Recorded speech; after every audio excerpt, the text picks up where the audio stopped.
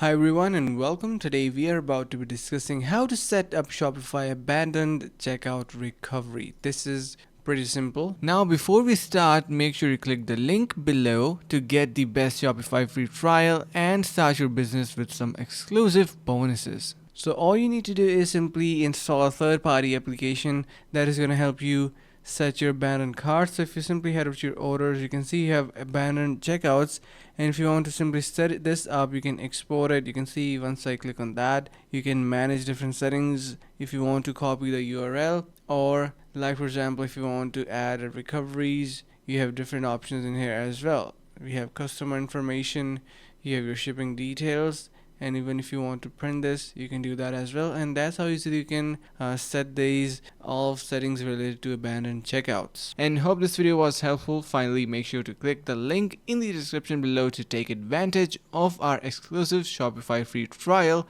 to start your business right away.